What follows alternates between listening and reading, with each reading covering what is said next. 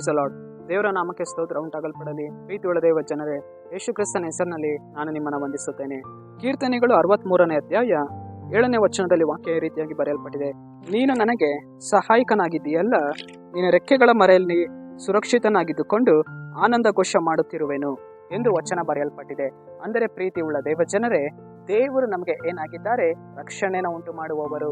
ಆತನ ರೆಕ್ಕೆಗಳ ಮರೆಯಲ್ಲಿ ಇದ್ದುಕೊಂಡು ನಾವು ಇವತ್ತು ಆನಂದ ಘೋಷ ಮಾಡುತ್ತಿರುವೆವು ಎಂದು ಈ ವಚನದ ಮೂಲಕ ಕರ್ತನ ನಮ್ಮನ್ನು ಬಲಪಡಿಸುವವರಾಗಿದ್ದಾರೆ, ದೃಢಪಡಿಸುವವರಾಗಿದ್ದಾರೆ. ಪ್ರೀತಿಯುಳ್ಳ ದೇವ ಜನರೇ, ದೇವರ ರೆಕ್ಕೆಗಳು ಅದು ನಮ್ಮ ಮೇಲೆ ಆಶ್ರಯವನ್ನು ಉಂಟು ಮಾಡುವಂಥದ್ದಾಗಿದೆ. ಕೋಳಿ ಹೇಗೆ ತನ್ನ ಮರಿಗಳನ್ನ ತನ್ನ ರೆಕ್ಕೆಗಳಲ್ಲಿ ಒದಗಿಸಿ ನಡೆಸುತ್ತೋ ಅದೇ ಪ್ರಕಾರ ಇವತ್ತು ನಮ್ಮ ಮೇಲೆ ಬರುವಂತಹ ಶೋಧನೆಗಳಿಂದ, ಕೇಡಿನಿಂದ, ಉಪದ್ರವಗಳಿಂದ ಕರ್ತನು ನಮ್ಮನ್ನು ಬಿಡುಗಡೆ ಮಾಡಿ ತನ್ನ ರೆಕ್ಕೆಗಳ ಮರೆಯಲ್ಲಿ ನಮ್ಮನ್ನು ಆಶ್ರಯಿಸಿಕೊಂಡು ನಮ್ಮನ್ನು ನಡೆಸುವವರಾಗಿದ್ದಾರೆ. ಪ್ರೀತಿಯುಳ್ಳ ದೇವ ಜನರೇ, ಆತನ ರೆಕ್ಕೆಗಳು ನಮಗೊಂದು ಆಶ್ರಯವನ್ನು ಉಂಟು ಮಾಡುವಂಥದ್ದಾಗಿದೆ.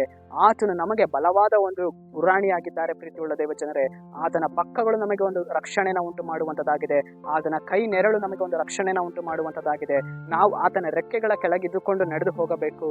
ನಾವು ಆತನ ರೆಕ್ಕೆಗಳನ್ನ ನಾವು ಬಿಟ್ಟು ಹೊರ ಹೋಗುವಾಗ ಲೋಕದ ಒಂದು ಕಷ್ಟಗಳು, ವೇದನೆಗಳು ನಮ್ಮನ್ನು ಸಂಧಿಸುತ್ತೆ. ನಾವು ಕರ್ತನ ರೆಕ್ಕೆಗಳಲ್ಲಿ ಇರುವಾಗ ಒಂದು ರಕ್ಷಣೆಯಲ್ಲಿ ನಡೆದು ಹೋಗ್ತೇವೆ. ಸರಿ, ನಾವು ಪ್ರಾರ್ಥಿಸೋಣ. ಅಪ್ಪ ಕರ್ತನೆ, ನಿನಗೆ ಸ್ತೋತ್ರ ಸ್ವಾಮಿ. ನಿನ್ನ ರೆಕ್ಕೆಗಳನ್ನ ದೇವರೇ ನೋಡ್ತಾ ಇರುವಂತಹ ಜನಗಳ ಮೇಲೆ ಅನುಗ್ರಹಿಸು ರಾಜ, ರಕ್ಷಣೆಯಲ್ಲಿ ನಡೆಸು ದೇವರೇ. ನಜರೇತಿನ ಯೇಸುವಿನ ನಾಮದಲ್ಲಿ ತಂದೆಯೇ, ಆಮೆನ್.